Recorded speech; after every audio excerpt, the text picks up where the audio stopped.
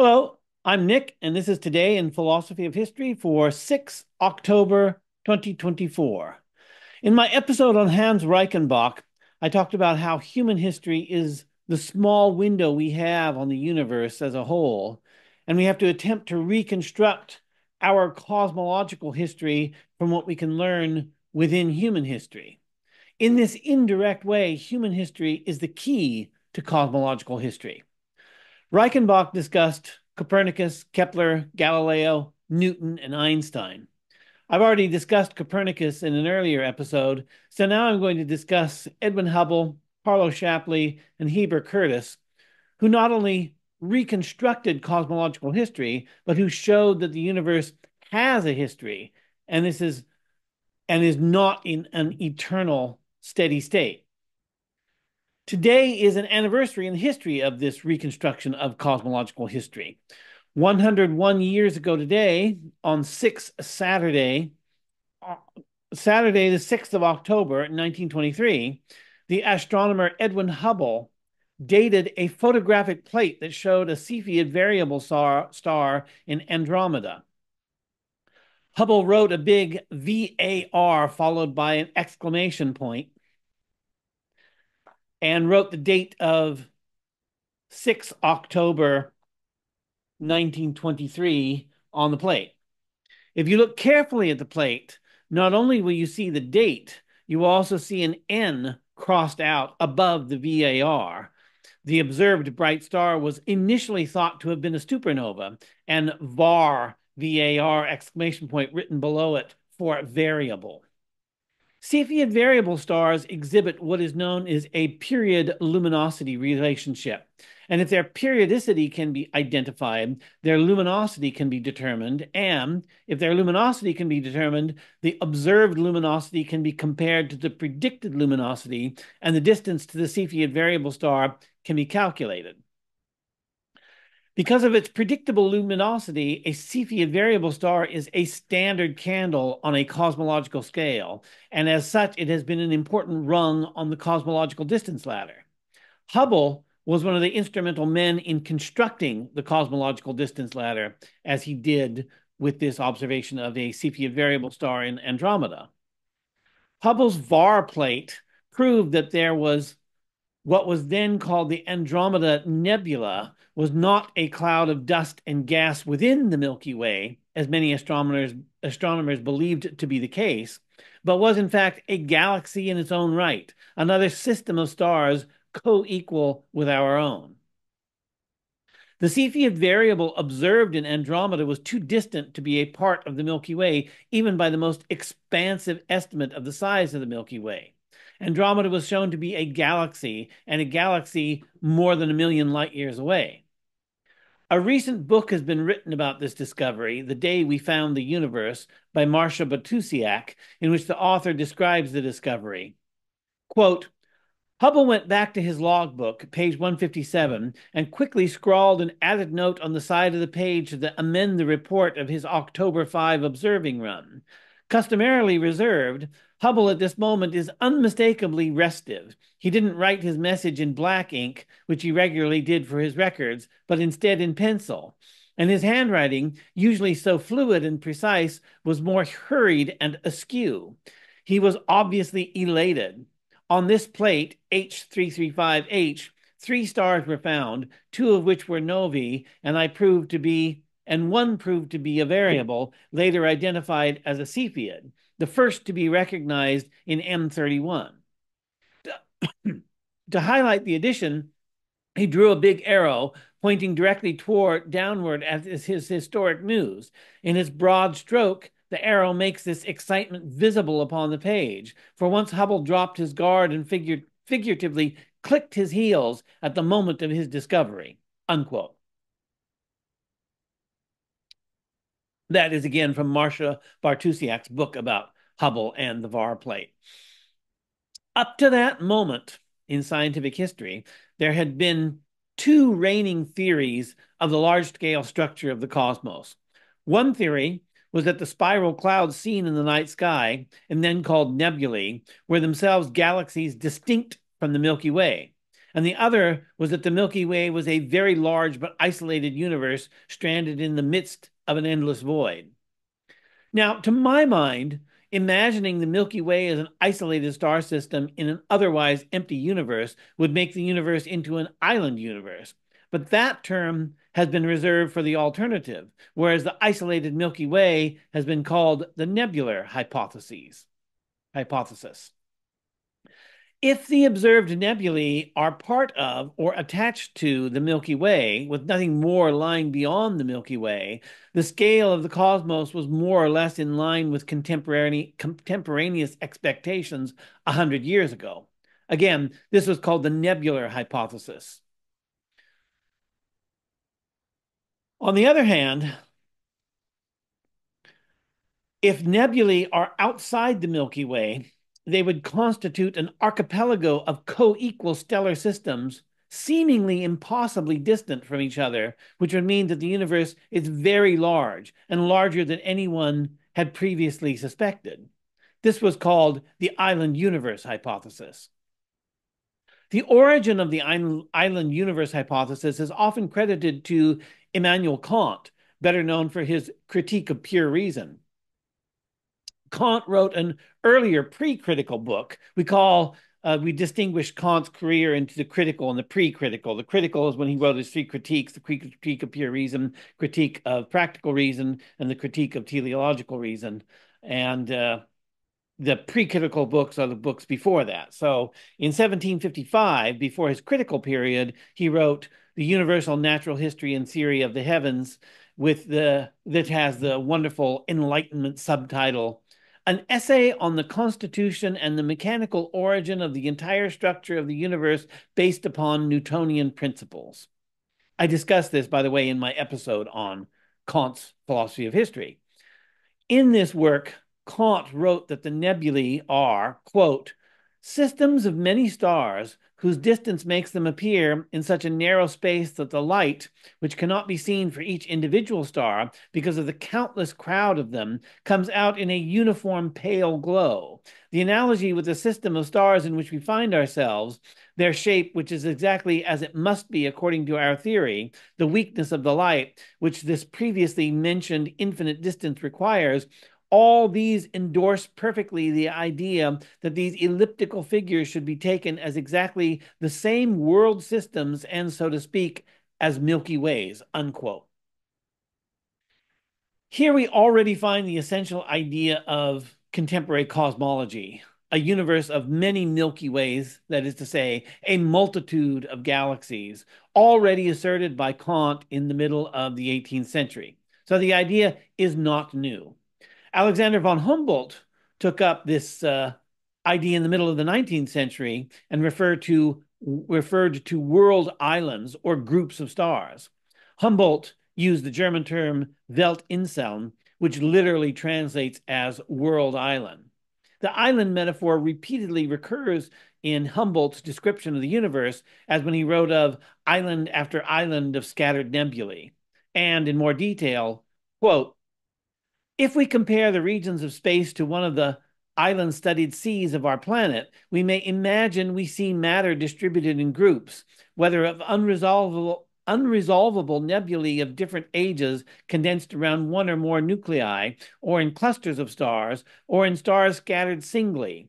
Our cluster of stars, or the island in space to which we belong, forms a lens-shaped, flattened, and everywhere detached stratum, unquote. It seems to have been a Union general of the U.S. Civil War, who was also an astronomy enthusiast, Ormsby McKnight Mitchell, who first used the term island universe in English, according to the research of Tom Siegfried. The point is that the essential idea of a universe consisting of many galaxies had been in circulation for well over 100 years before Hubble's time. Kant and Humboldt had good reasons for asserting the island universe hypothesis, but the fully scientific expression of the island universe hypothesis and its resolution would have to wait for more advanced instrument technologies and better scientific techniques. This pattern of speculation, followed by incremental scientific formalization of a body of knowledge, has been repeated throughout the history of science. And it continues today as we attempt to answer questions at the far frontier of research, just as the island universe hypothesis was the far frontier of research a century ago.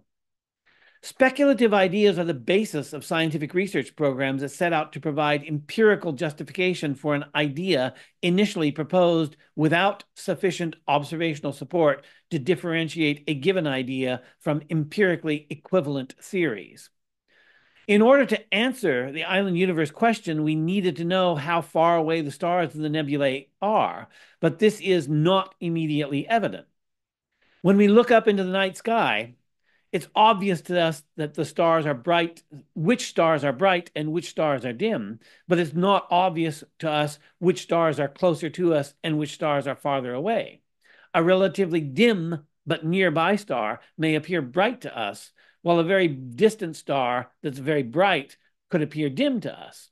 Constellations viewed from Earth may link together nearby stars with very distant stars. How then are we to measure the distances to the stars?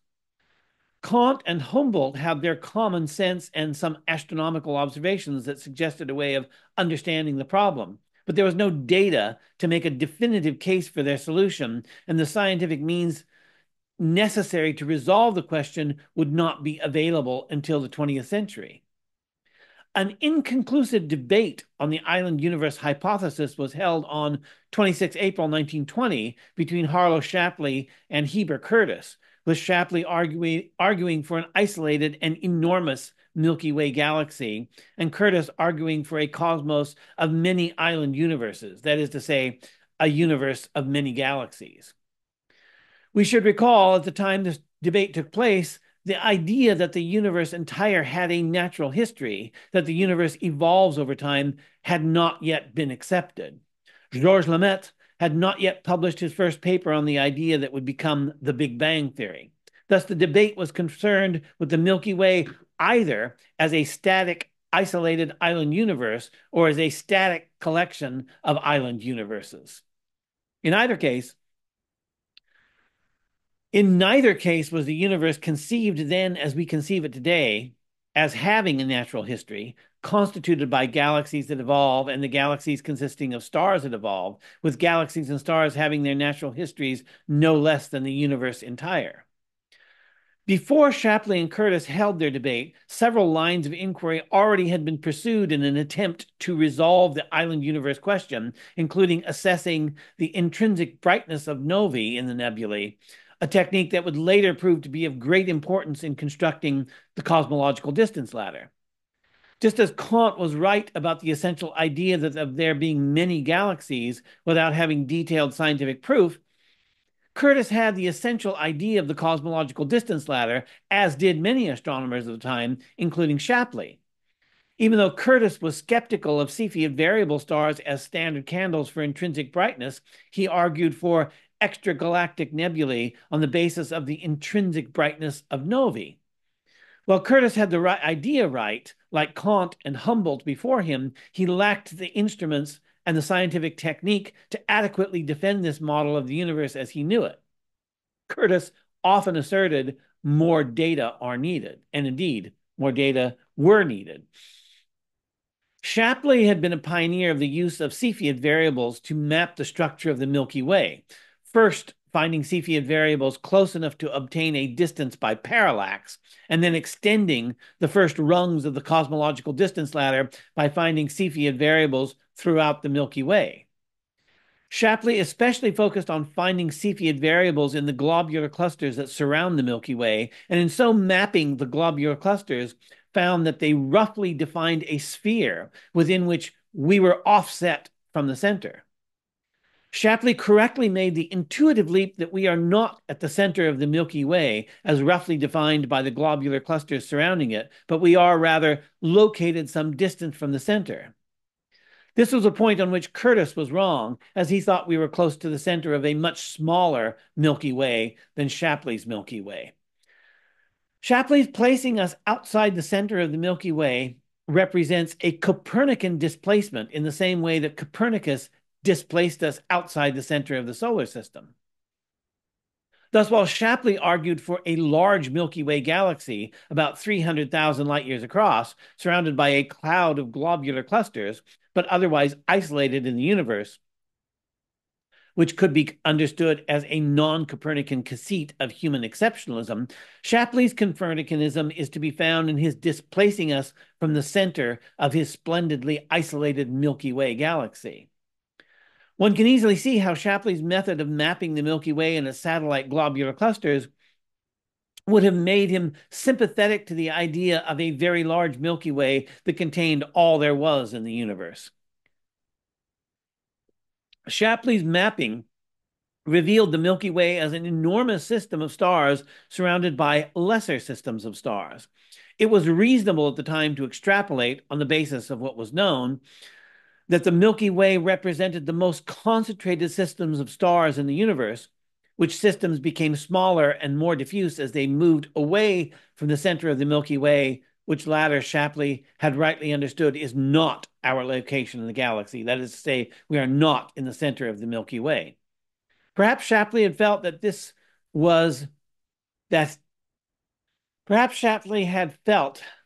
with this correct deduction that we are not at the center of the Milky Way, that this was a sufficient Copernican demotion from human centrality, that he was on the right track.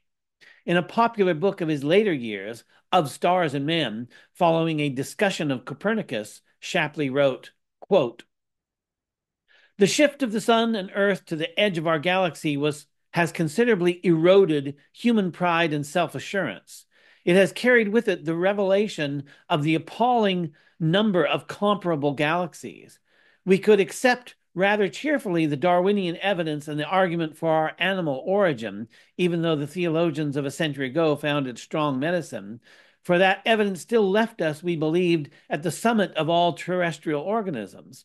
But the abandonment of the heliocentric universe on the basis of dependable astronomical evidence was certainly deflationary from the standpoint of man's position in the material world, however flattering such advances of human knowledge were to the human mind." Unquote.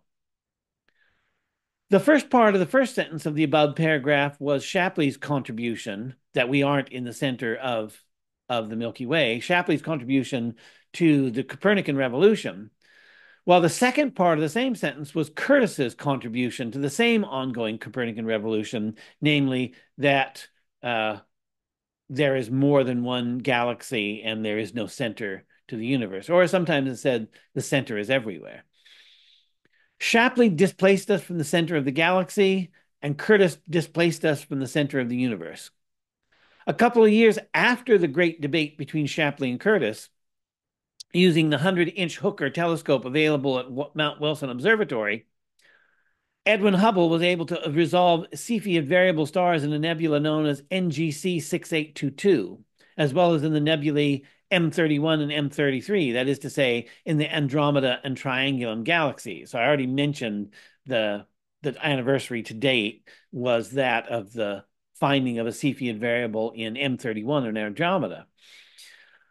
By applying Henrietta Swan-Leavitt's period luminosity relationship for Cepheid variables, Hubble estimated the distance to the nebula NGC 6822 at about 700,000 light years, which implies that it is a system of stars entirely distinct from the Milky Way, because this distance is more than double the largest estimate for the size of the Milky Way, which was Shapley's figure of 300,000 light years across. Curtis had estimated the diameter of the Milky Way to be an order of magnitude smaller at about 30,000 light years across. By either measure, 700,000 light years put NGC 6822 well outside the Milky Way galaxies. A few years after these distance results were obtained, Hubble and Milton Humason were able to prove that the universe is not only far larger than was expected, but also that the universe is expanding, which was at the time a completely unexpected result.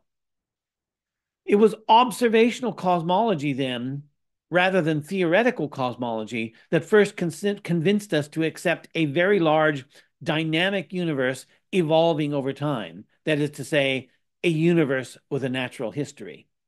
At this point, it was only a modest conceptual step to look into the past by reversing the expansion, and for the first time in human history, to bring the origins of our universe into scientific focus. Thus it is that many of the most important questions about human beings have ever asked have been answered by careful observation and measurement. And thus it is with good reason that scientists resist the extrapolation of human knowledge beyond the possibility of the patient methods of observation and measurement. But it was not only scientists who resisted the extrapolation of knowledge beyond the limits of observation. Kant, who I mentioned earlier in relation to his universal natural history and theory of the heavens, insisted that pure reason becomes lost in paralogisms and antinomies when we attempt to apply it beyond the bounds of sense experience. Pure reason must, according to Kant, accept the discipline of sense perception. If we can set aside the fact that, for Kant, experience is constructed by the mind, so that the discipline of the mind by experience is the self-discipline of the mind by experience constructed by the mind, Kant's idealist philosophy appears to correspond closely to both common sense and scientific practice when it comes to observation. What Kantian idealism and natural science have in common is their implicit constructivism, with constructivism taken in its logical sense. Kant is sometimes identified as a proto-constructivist thinker, as he formulated constructivist ideas before constructivism itself was given an explicit formulation. Observation is central to the human mind. We say that seeing is believing, and human beings are a primarily visual species with binocular color vision that allowed our ancestors to identify and efficiently grasp ripe fruit in the forest canopy. The way in which we see the world is a function of our survival as a species. Thus, a significant portion of our disproportionately large brain is devoted to visual processing. And thus, we believe something when we see it because that's part of our evolutionary psychology. It was one of the great unrecorded dates in the history of humanity when some unknown human ancestor extrapolated beyond that which could be immediately seen or heard or touched. And as a consequence, this individual understood some phenomena first, predicting the phenomena before observing it, only later observing in order to confirm the prior understanding. All of science grew out of this unsung moment of understanding prior to observation, which was a triumph of counterintuitive thought because it reverses the expected epistemic order, like a remark attributed to Arthur Eddington that one should never trust an observation until it's confirmed by a theory. Eddington's remark in turn is in the same counterintuitive spirit as idealist philosopher F.H. Bradley, who said, quote, I have to decide, say, between the claims of a great historical fact and of a high abstract principle. And without doubt or hesitation, if things are rightly understood, I take my stand with the latter, unquote.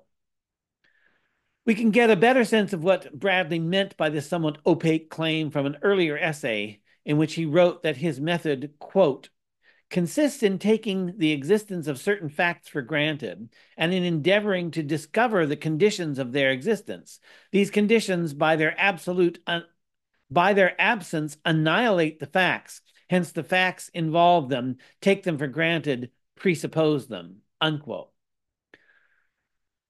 So the strange journey of idealist philosophy eventually brings us from Kant's limitation of the exercise of reason to the realm of experience to the denial of experience in the name of reason.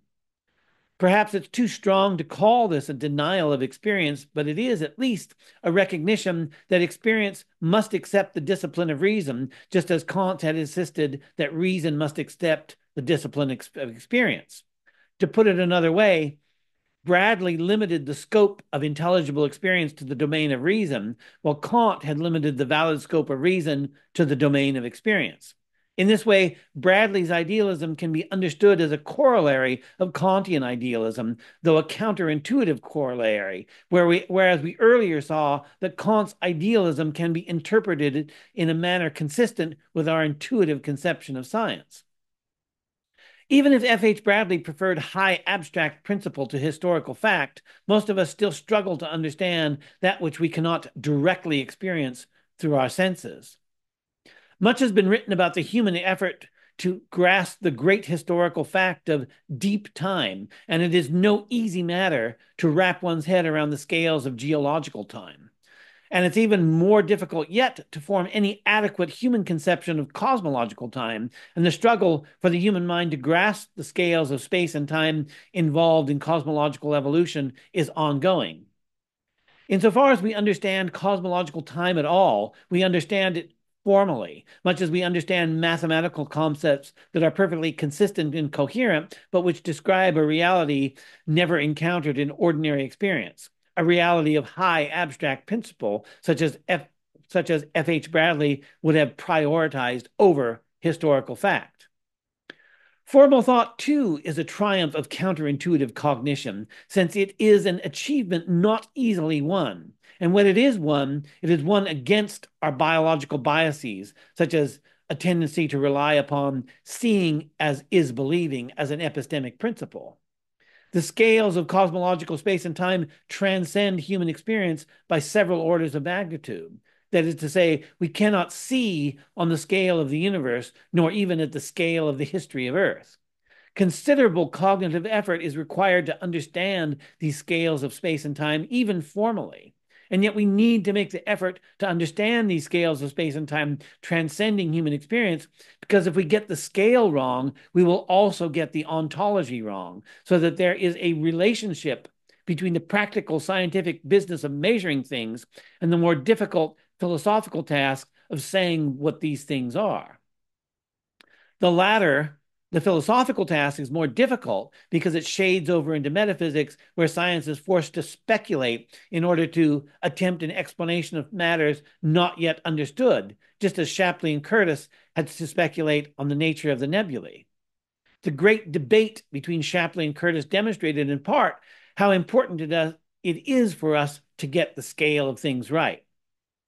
If nebulae had been a part of the Milky Way, they would have been a different kind of thing than they are, in fact, located, as we now know them to be, far outside the Milky Way galaxy.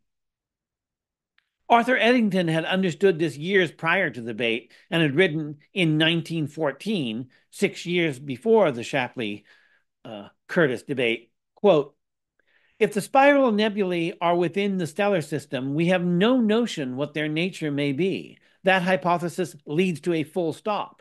It is true that according to one theory, the solar system was evolved from a spiral nebula, but the term is here used only by remote analogy. The spirals to which we are referring are, at any rate, too vast to give birth to a solar system, nor could they arise from the disruptive approach of two stars. We must at least credit them as capable of generating a star cluster.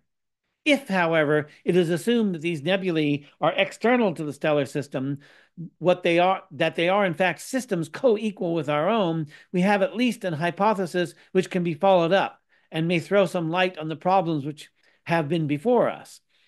For this reason, the island universe theory is much to be preferred as a working hypothesis, and as its consequences are so helpful as to suggest a distinct probability of its truth," unquote. Eddington's reasoning points to the scientific research program already effectively in place at the time, and it was through the expansion and refinement of this research program that the nature of the spiral nebulae were discovered. Without the patient cataloging of stars, identifying different kinds of variable stars with different levels of intrinsic brightness, and then eventually identifying type 1a supernovae with an intrinsic brightness of their own, it would have not been possible in later years to extend the cosmological distance ladder and thus to map the universe to the extent that we have mapped it today, when we are able to identify groups, clusters, and superclusters of galaxies all hanging together like the filaments of a great cosmic web. The incremental construction of the cosmological distance ladder by the combined efforts of many astronomers over several generations is one of the great ongoing achievements of science, continually revised and refined by further research. The cosmological distance ladder continues to be revised and extended today as an integral part of the scientific research program that is cosmology. The ongoing elaboration of the cosmological distance ladder as a tool of cosmology has made it possible for us to map the observable universe entire. And this mapping of the visible universe has been one of the great adventures of the human spirit, beginning with the first observations of stars by the earliest human ancestors who looked up into the night sky, undimmed by artificial lights, and then continuing to the present day, when ever more powerful telescopes probe the universe in the attempt to answer questions raised by an earlier generation of answered questions, like the question of the nature of the nebulae. For the answers to great questions pose further questions, and we struggle with these new questions no less than earlier generations had struggled with their questions. Both in their reasoning and in their conclusions, Shapley and Curtis were correct on some points and wrong on other points in their great debate of 1920. We should expect 100 years later that our reasoning and our conclusions today also constitute an admixture of the true and the false, the accurate and the misleading, though we cannot expect our difficulties to be resolved a couple of years into the future, as the great debate was more or less settled by Hubble. One dimension of the great debate is with us still, and that is our ability to formulate coherent theories about the universe that far outstrips human scales of measurement. We might say that the underlying idea of the Copernican principle is not to measure the universe relative to human perspective. Of course, human knowledge is unavoidably anthropocentric and geocentric, but the extent to which we can transcend our anthropocentrism and our geocentrism is the extent to which we can formulate concepts that are adequate to a universe in which human beings and the human perspective are marginal at best. In this sense, the Copernican principle is an epistemic principle. We must adopt a non-anthropocentric and non-geocentric perspective in order to understand the universe, but we still struggle with this. Scientists were once hesitant to accept that the Andromeda Nebula could be so distant as to be a separate galaxy. For Shapley, it was preferable to expand the Milky Way until it engulfed even apparently distant astronomical entities. Andromeda seemed impossibly far away when Hubble's calculations estimated its distance at 900,000 light years, although we know today that Andromeda is closer to being 2.5 million light years away. But it is nevertheless the closest to us of all the other galaxies, with the exception of the Magellanic Clouds and dwarf galaxies like NGC 6822 that are gravitationally bound to the Milky Way. On cosmological scales, the distance between Andromeda and the Milky Way is modest, to say the least. Many today are similarly hesitant to attempt to conceive of a cosmos so large as to comprehend countless universes and whatever spatiotemporal structures bind or separate them, which seems too vast to comprehend, as the distance to Andromeda was once too vast to comprehend. But are we to take the limitations of the human imagination as a metric for the scale of the universe? As we've seen, if we attempt to understand anything according to the wrong scale, we will fail to understand it. And an anthropocentric scale of measurement is not the correct scale for measuring the island universes of the cosmic archipelago.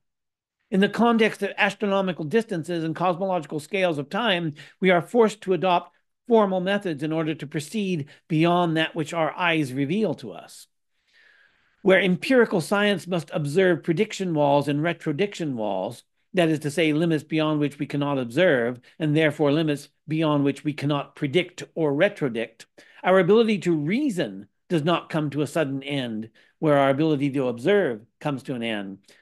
So we have to make the transition from empirical science to formal science in order to continue our inquiry.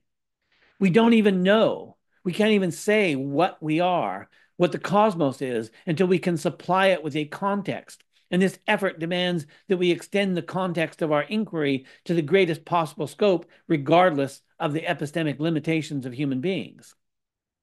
As with the cosmological distance ladder, improved technology and scientific technique may push the retrodiction wall further into the past, as well as pushing the prediction wall further into the future.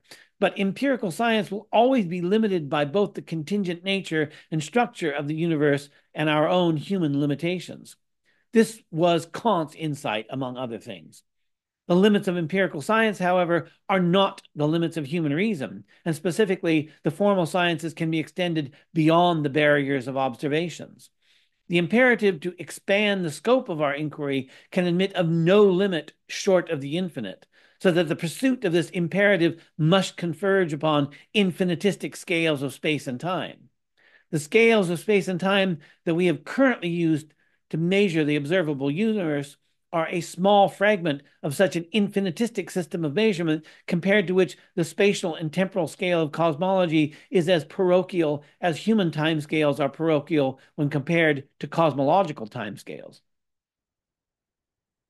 And it's only a modest conceptual step to pass from the formal methods required to grasp magnitudes with which the human mind is unfamiliar, that is, magnitudes beyond the possibility of direct human observation, to magnitudes that transcend the scale of empirical science. Anyone listening to this with a pronounced empirical turn of mind is likely to dismiss what I have said as unfalsifiable. And while this is true, the limits of science and the method of falsifiability are epistemic limits and not ontological limits. The conflation of epistemic limits with ontological limits is one of the fallacies that results from getting the ontology wrong due to getting the scale wrong. Today, we face a question not unlike the great debate between Shapley and Curtis, although at a far larger scale.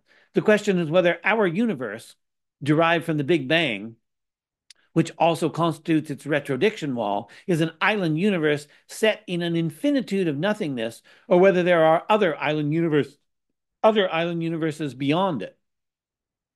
When we conceive our universe as part of a larger cosmological system, and the Big Bang as our Big Bang, but not necessarily the only Big Bang, our universe becomes a universe among universes. That is to say, our local universe is an island universe, and the great question, just as 100 years ago, is whether there are other island universes like our own.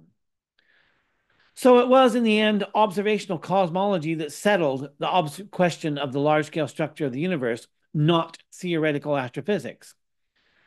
And this was not the first or the only time when a single observation shifted the way we understand the universe.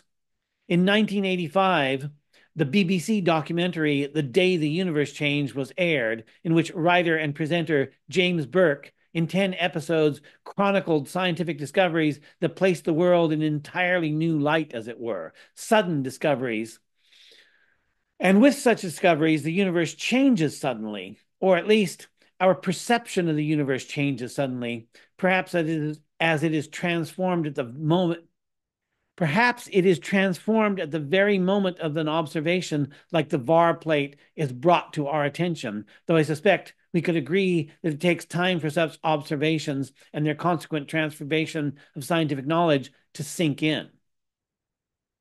But for the individual, as it were, the change can be sudden, and it can be accurate to say that there is a day when the universe changes. I watched this series, The Day the Universe Changed, at an impressionable age, and I never forgot it. And in particular, there was an afterword to each episode in which James Burke would discuss the content of the end episode with Benjamin Dunlop. In these afterwords and in the final episode, entirely given over to the interpretation of the history of science, Burke presents a strongly Kuhnian philosophy of the history of science, replete with the paradigm shifts that he called days that the universe changed.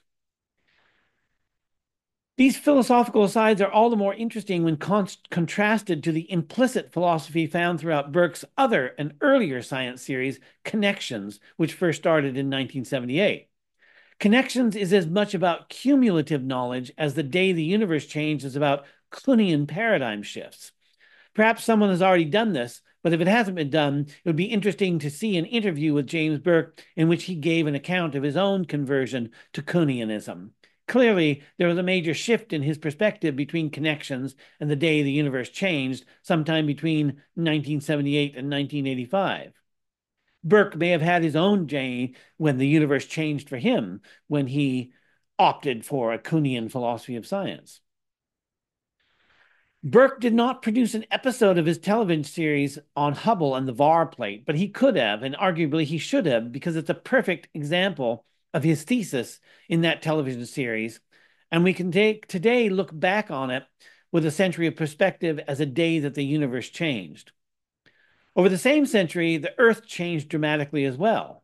The Earth sciences developed almost as rapidly as cosmology, and we went from a stable and possibly eternally steady state Earth to a planet constantly changing and often violent. In a strangely similar development, during the same century, the universe was transformed from something stable and perhaps eternal into a cosmos that is constantly changing, often violently.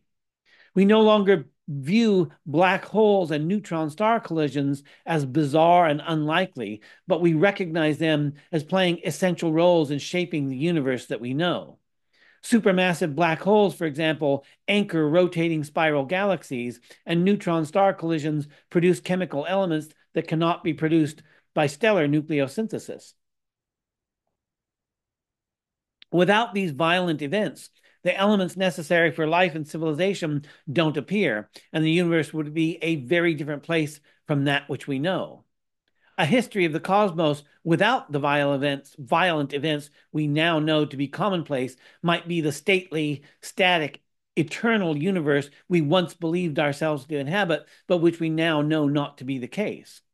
Biological beings like ourselves, built up from the chemical elements created by a violent universe, must observe a universe consistent with their existence. This is the weak anthropic cosmological principle.